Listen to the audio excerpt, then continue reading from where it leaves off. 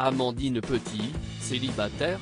Sacrée Miss France 2021 samedi 19 septembre 2020, celle qui succède à Clémence Bottineau a révélé lors d'un entretien accordé à Télé Loisirs qu'elle ne souhaitait pas encore se prononcer sur le sujet.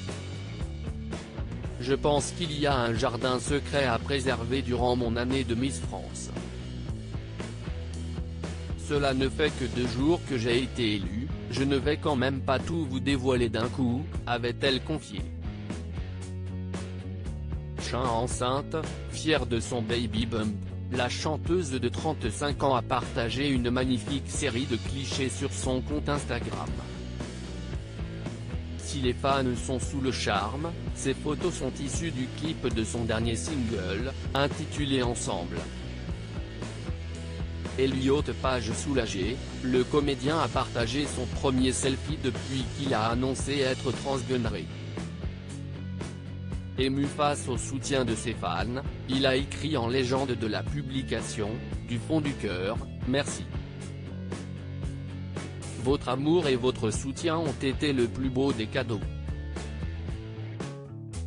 Tom Cruise amoureux, célibataire pendant de nombreuses années, le comédien a retrouvé l'amour dans les bras de Hailey Atwell, de 20 ans sa cadette.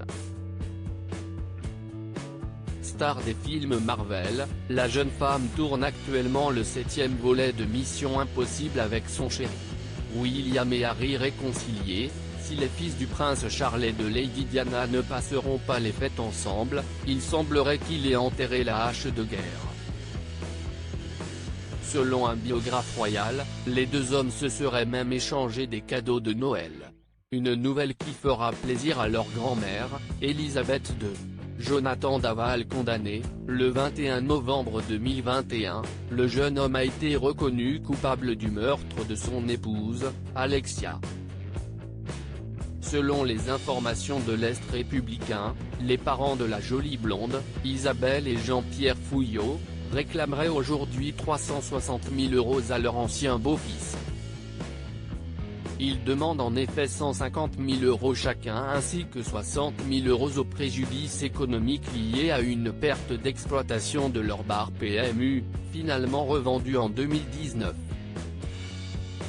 Elsa Esnou, bientôt maman? À 32 ans, la chanteuse rêve de pouponner.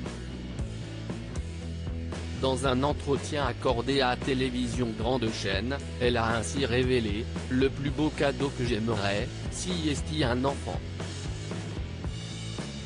Peut-être qu'un jour, la vie me l'offrira. » Si elle n'a pas encore trouvé le futur père de ce dernier, elle a ajouté « Je ne suis pas contre l'idée d'avoir un enfant toute seule. L'amour guide ma vie, j'ai besoin d'en avoir et d'en donner. » Emmanuel Macron touché par le Covid, testé positif au Covid-19 le jeudi 17 décembre 2020, le président de la République est à l'isolement dans la résidence officielle de la Lanterne à Versailles.